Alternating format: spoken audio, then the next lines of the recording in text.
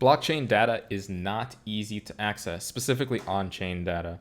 So this is something that I have talked to with a number of other developers and people who really know the crypto space pretty much inside and out. And they're generally of and in agreement when it comes to this kind of thing. So first, I will explain what I am actually talking about when I mean on-chain data as opposed to something like off-chain data. So off-chain data, for example, is the temperature of I don't know, what's the temperature in Chicago right now?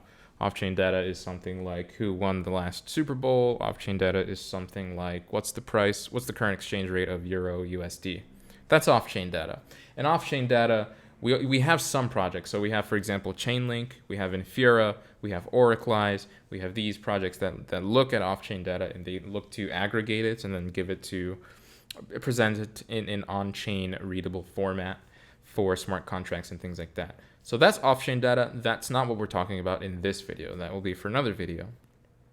But I did want to talk about the blockchain data that is on-chain. And for this video, I wanted to use Ethereum as a good example because Ethereum is the easiest for me to think about and actually illustrate what exactly I'm talking about. So Ethereum data.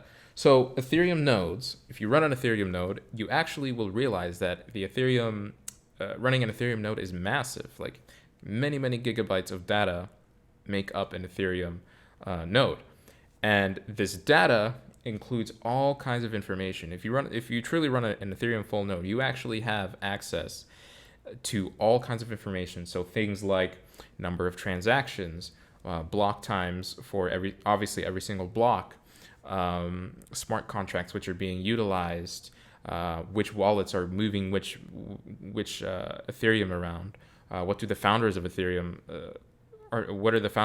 doing with their wallets. You can even build heat maps in terms of geo location of where these nodes are located and where the transactions taking place from.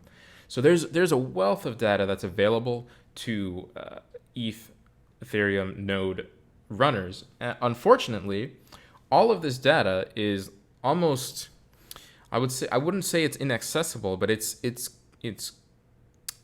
archived in such a way that makes it very difficult for you as a developer to actually access this kind of thing. And so it requires the decompression of it, the sortition of this kind of data, looking through it, sifting through it, and then you would need to present it in a machine readable way in order for developers to actually use this kind of stuff. So I would say currently blockchain data is unreadable. We don't have proper infrastructures that look at this kind of data and pull this data from nodes like Ethereum, like Bitcoin, and look at all of this kind of valuable data. I'll give you an example. If you go on Etherscan right now, so if you go on etherscan.io, they have some very basic blockchain data tools where they analyze. So for example, you can analyze token holders for various ERC20 tokens. That's one piece of blockchain data. They also have things like price charts over time. Obviously, the price charts isn't on-chain, but it's one of the things that you can provide on-chain that Etherscan obviously provides. They provide it on their website, but it could be something that you could provide on-chain. Reasonably, you could actually make a project that looks at this kind of thing, and this is basically what I am kind of pushing for in this video. So who would actually be able to use this kind of data? Who would be able to leverage this? And who would be interested in this? So in my opinion, exchanges, first and foremost, would love this kind of data for making large decisions. So for example, if you want to make sure that your token is absolutely not a security and you're going to list it on your exchange, or you're going to list a token on an exchange, you want to make sure it's not a security, you look at the geolocation of where all of these nodes are transacting from, or where all of the tokens are transacting from. So if all of the tokens are transacting in the United States and it's not allowed in the United States and it's a security, let's say, then you probably don't want to trade it on your exchange. Let's say your Binance, for example. So exchanges would actually love this kind of data for making decisions.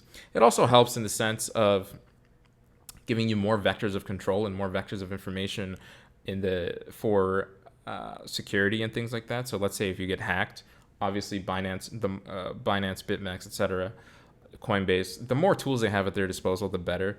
the better they are able at catching people and things like that. So obviously, blockchain data, super, super useful for exchanges. That's the first. Institutions would love this kind of data for making money. It's very important.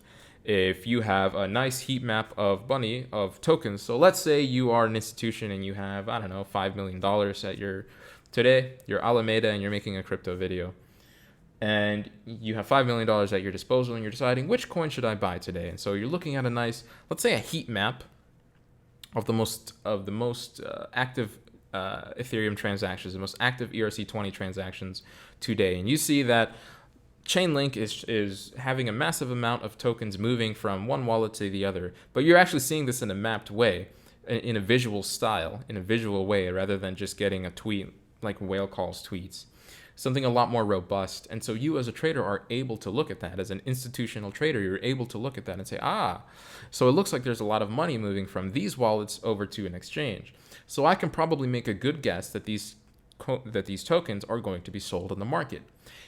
Before these tokens even hit the market, I'm already on the markets and I'm already preparing a short, because I know that there's going to be all of this selling pressure. And so institutions would truly love this kind of data, especially in a visual way, for making money. They can make a lot of money on this kind of thing. And so obviously that means now all of a sudden, so exchanges, institutions would definitely pay for this kind of service or project or infrastructure or solution, whatever you want to call it, software.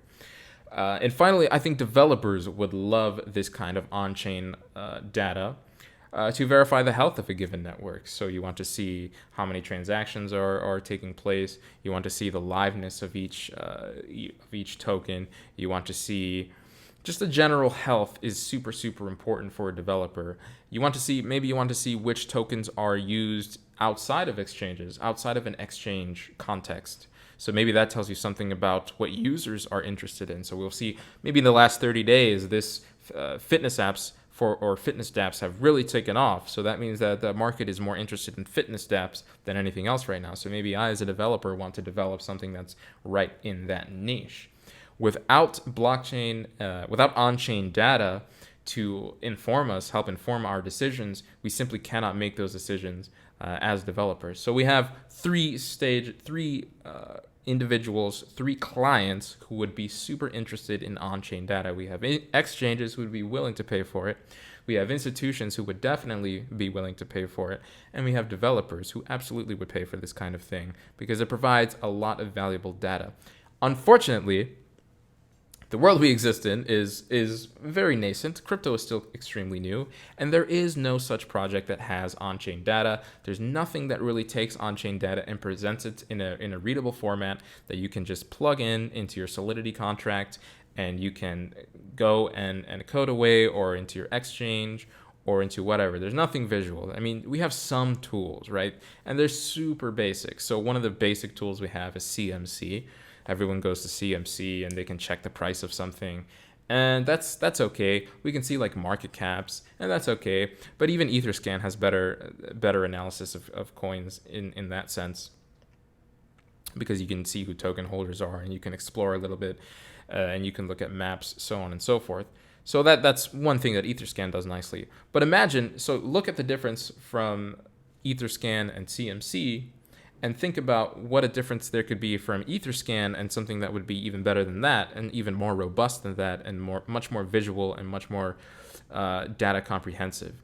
So I actually truly think that blockchain data, although it is not easy to access, on-chain data does represent a wealth of information, and it also presents a wealth of opportunity for anyone who is willing to help build out this kind of thing and create it and market it, obviously, to interested parties, investors, institutions, and exchanges.